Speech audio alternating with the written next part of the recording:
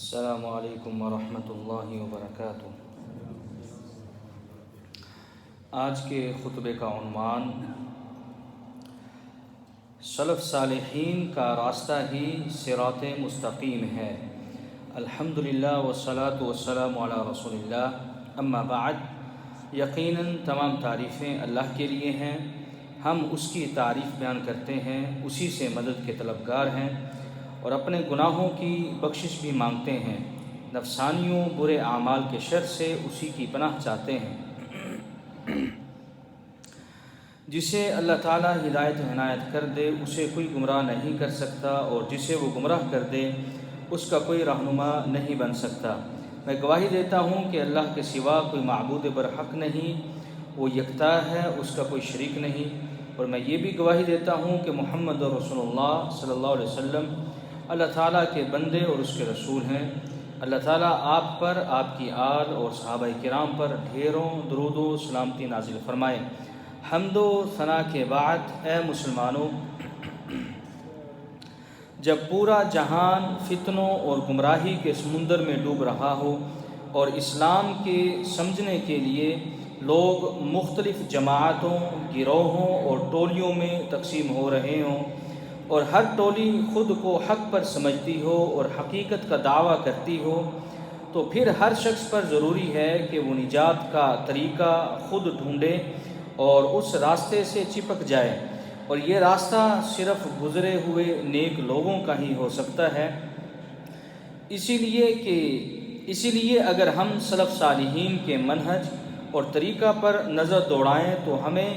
اس منہج میں بہت سارے خصائص اور بہت ساری خیر ملتی ہے۔ اسی خیر کی بنا پر سلف صالحین کا راستہ باقی تمام مناہج سے جدا اور اعلیٰ ہے، کیونکہ یہی وہ طریقہ ہے جو سب سے پہلے توحید کا درس دیتا ہے، یعنی ہر قسم کی عبادت صرف اللہ کے لیے کرنی چاہیے۔ توحید اللہ کے لیے خالص کر دیں، اس کے ساتھ کسی دوسرے کو شریک نہ کریں، کیونکہ نہ اس کا کوئی شریک ہے اور نہ اس کی کوئی مثال ہے، جیسا کہ فرمان باری تعالیٰ ہے، اور نہیں مجھے حکم دیا گیا مگر صرف اللہ کی عبادت کرنے کا، اور وہ بھی مخلص ہو کر۔ اسی طرح ایک دوسری جگہ پر ارشاد فرمایا، اس کی مثل کوئی چیز نہیں اور وہ سننے دیکھنے والا ہے۔ لیس کمثلہ شیء فی الارض ولا فی السماء۔ یہی وہ توحید ہے جس پر اگر صحیح سے عمل کیا جائے تو بندے کے سارے معاملات درست ہو جاتے ہیں۔ اسی کی وجہ سے دین کے دوسرے مقاصد کو بھی آسانی سے حاصل کیا جا سکتا ہے، بلکہ اس کے علاوہ بندہ عقیدہ کے مخالفات اور شرک کی تمام اقسام اور بدعات سے بچ جاتا ہے۔ اے میرے توحیدی بھائیوں، یہ بھی کامیابی کی نشانی ہے کہ اپنے تمام معاملات، خواہ وہ چھوٹے ہوں یا بڑے،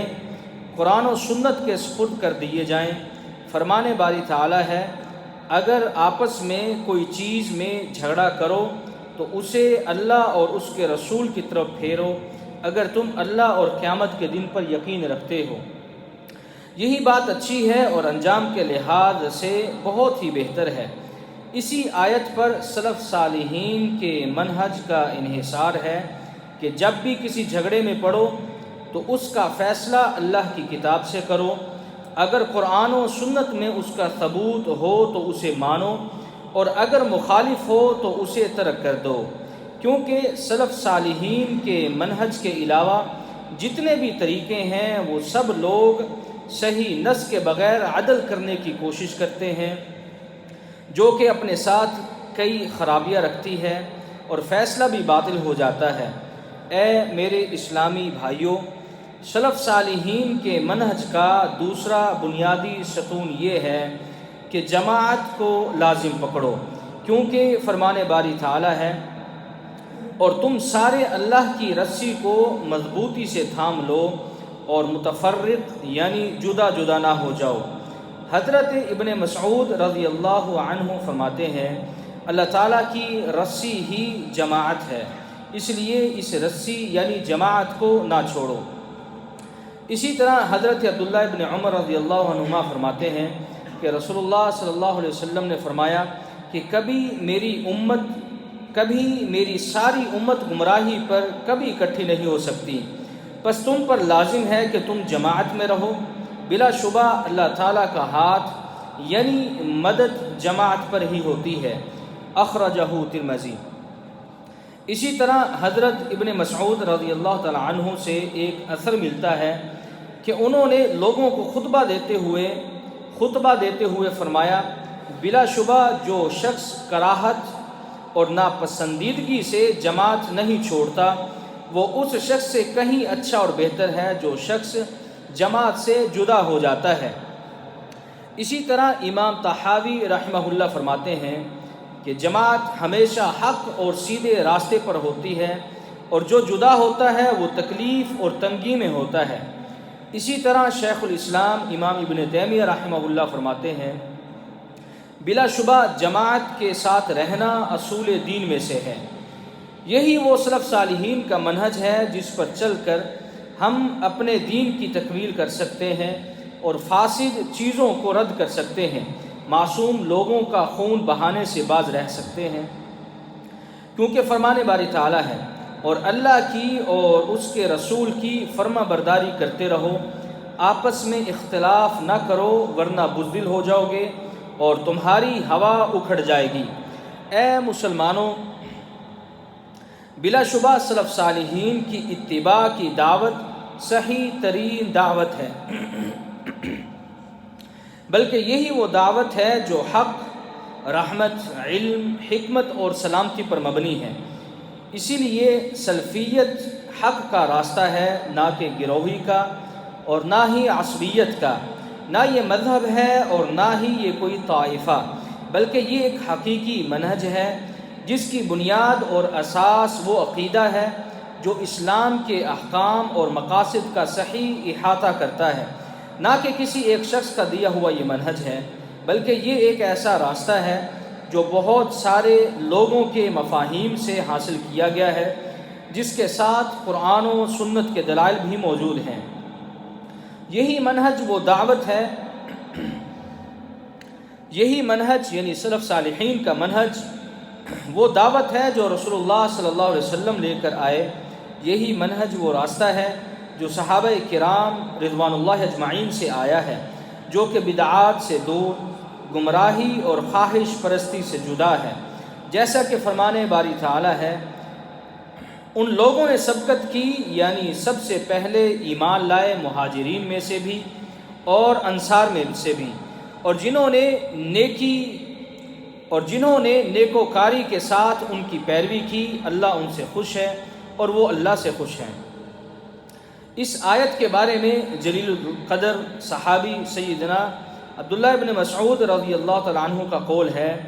آپ لوگوں میں جو شخص بھی کسی طریقے کو اپنانا چاہتا ہے اسے چاہیے کہ وہ ان کے طریقے کو اپنائے جو فوت ہو چکا ہے، یعنی جو اس وقت فوت شدہ صحابہ تھے، کیونکہ زندہ انسان کی فتنے سے بچنے کی کوئی گارنٹی نہیں، اور وہ لوگ محمد اور رسول اللہ صلی اللہ علیہ وسلم کے صحابہ ہی ہیں جو اس دنیا سے چلے گئے ہیں، اور انہی کی پیروی میں بھلائی ہے، جو اس امت کے افضل ترین لوگ تھے، انتہائی نیک دل، راسخ علم والے، کم سے کم تکلف کرنے والے، وہ ایسے لوگ تھے جنہیں اللہ نے اپنے نبی کی صحبت اور اقامت دین کے لیے منتخب فرمایا۔ تو تم سب ان کی فضیلت کو پہچانو، ان کے نقش قدم پر چلو، اور جتنا ممکن ہو ان کے اخلاق اور دین کو اپناؤ، کیونکہ وہ سیدھے راستے پر تھے۔ اسی طرح امیر المؤمنین حضرت عمر بن عبدالعزیز رحمہ اللہ فرماتے ہیں کہ رسول اللہ صلی اللہ علیہ وسلم نے اپنے بہترین جانشین چھوڑے، جو ان کی پیروی کرے گا وہ ہدایت پائے گا، اور جو ان کے راستے پر نہیں چلے گا گویا وہ اللہ سے منہ موڑے گا، جس کا ٹھکانہ جہنم ہے، جو کہ بہت برا ٹھکانہ ہے۔ اے امت اسلام، سلفی اس مفہوم کے ساتھ ایک راسخ عقیدہ اور زندگی کا بہترین ترین راستہ ہے، کوئی بھی زمان یا مکان اس کے بغیر صحیح نہیں ہو سکتا۔ جیسا کہ شیخ الاسلام امام ابن تیمیہ رحمہ اللہ نے فرمایا ہے، بلا شبہ اہل سنہ والجماعہ کا طریقہ یہی ہے کہ رسول اللہ صلی اللہ علیہ وسلم کے آثار کی اتباع ظاہری و باطنی طور پر کی جائے، اور سابقین و اولین جو لوگ مہاجرین اور انصار میں سے تھے ان کے راستے پر چلا جائے، اور رسول اللہ صلی اللہ علیہ وسلم کی اس حدیث پر عمل کیا جائے جس میں آپ صلی اللہ علیہ وسلم نے فرمایا تھا کہ تمہیں چاہیے کہ تم میری سنت اور میرے بعد میرے ہدایت یافتہ خلفائے راشدین کی سنت کو لازم پکڑو، رواہ ابو داود۔ اسی طرح اللہ تعالیٰ نے بھی اس ضمن میں ارشاد فرمایا، اور بے شک یہی میرا سیدھا راستہ ہے، سو اسی کی اتباع کرو اور دوسرے راستوں پر مت چلو، وہ تمہیں اللہ کی راہ سے ہٹا دیں گے، تمہیں اسی کا حکم دیا ہے تاکہ تم پرہیزگار ہو جاؤ۔ اے میرے اسلامی بھائیوں،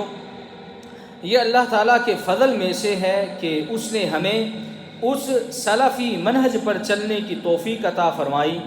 جو کہ تمام مناہج میں سے صحیح ترین منہج ہے، جس میں وہ حقیقی دعوت اور اصلاح موجود ہے جسے اللہ تعالیٰ نے اپنے نبی کو آگے پہنچانے کا حکم دیا ہے۔ اسی دعوت کا ایک مبارک پاکیزہ حصہ دعوت الامام المجدد امام اور شیخ المشائخ محمد بن عبد الوہاب کے حصے میں بھی آیا، جس کے اثرات بہت ہی لطیف اور عمدہ ہیں۔ شیخ الاسلام رحمہ اللہ محض روایتی عالم دین نہ تھے بلکہ آپ ایک مجدد اور مصلح تھے۔ اللہ تعالیٰ نے تجدید دین اور اصلاح امت جیسے عظیم مقصد کے لیے آپ کو پیدا کیا تھا۔ اس کے لیے ان میں بہت ساری خوبیاں بھی ودیعت کر رکھی تھیں۔ امت کے لیے خیر خواہی کا جذبہ آپ کے اندر کوٹ کوٹ کر بھرا تھا۔ آپ ہر قیمت پر امت کو عقیدہ و عمل کی گمراہیوں سے نجات دلانے کے خواہاں اور اسے شرک و بدعات کی علائشوں سے پاک و صاف کر کے خالص دین میں واپس لانے کے لیے حریص تھے۔ آپ کی ہر بات، ہر عمل و حرکت اور ہر تقریر و تحریر میں یہی ناصحانہ اور مخلصانہ جذبہ نمایاں نظر آتا ہے۔ یہی وجہ ہے کہ آپ کی تحریریں بڑی دل پذیر، سوز میں ڈوبی ہوئیں اور نہایت مؤثر ہیں۔ آپ کی دعوت کا اصل منبع اور جڑ قرآن و سنت ہی تھی، اور جو کچھ بھی اللہ تعالیٰ نے اپنے قرآن میں لوگوں کی ہدایت کے لیے نازل کیا اسے لوگوں تک پہنچانے میں انہوں نے کوئی کسر باقی نہیں رکھی، کیونکہ فرمان باری تعالیٰ ہے، اور کسی مومن مرد اور مومن عورت کو حق نہیں ہے کہ جب خدا اور اس کا رسول کوئی امر مقرر کریں تو وہ اس کام میں اپنا بھی کچھ اختیار سمجھیں، اور جو کوئی خدا اور اس کے رسول کی نافرمانی کرے وہ صریح گمراہ ہو گیا۔ اے مسلمانوں، اللہ تعالیٰ سے ڈرو اور اس کے دین کی حقیقی معنی میں پیروی کرو۔